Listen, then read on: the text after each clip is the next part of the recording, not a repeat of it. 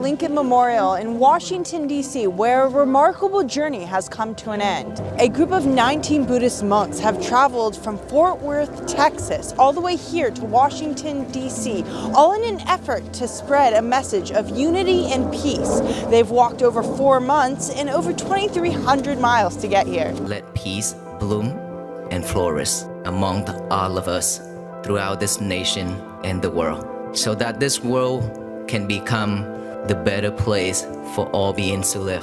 The pilgrimage drew thousands of supporters along the way, and the journey here was not easy. The monks faced extreme icy winter roads, and along the way, one Buddhist monk even was hit by a car and had his leg amputated, but later rejoined the journey in a wheelchair. And now their walk ends here in the nation's capital, where thousands have gathered to hear their message. The world's a mess.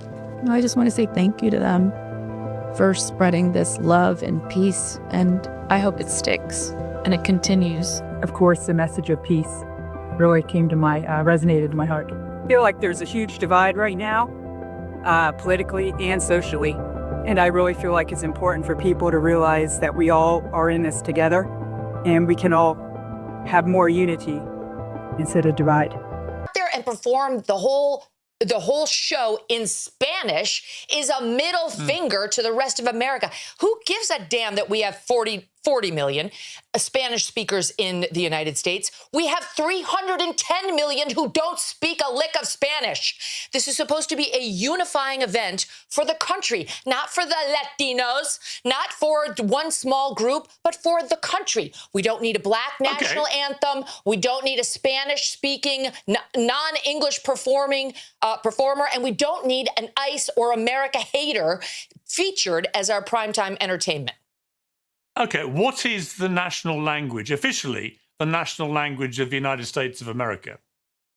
I mean, English. And there's been a push for many years to make it an official you don't have one. Documented thing. You don't have one. If you would have let me finish my comment, I would have pointed that out, but people have been pushing to make it official. Okay, right, so you're trying to make official. This attitude that you have right here is why you in Great Britain have lost your culture. You ceded your culture to a bunch of radical Muslims who came in and took over, and now it's gone. We're not allowing that here, whether it's Hispanic, whether it's Muslim. It's not happening in the United States of America. That's why President Trump was elected. And whether it's Bad Bunny, who is American but refuses to speak English in his performances, or anybody else, we have to keep the Super Bowl, which is a quintessential American event. Football, that kind of football, is ours. They call it American football.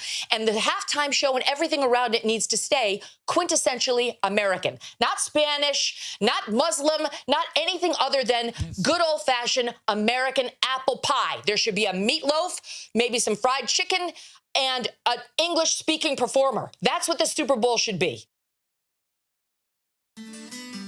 Every ethnicity, every faith tradition, atheists, agnostics, coming out to welcome the monks, to greet them, to venerate them.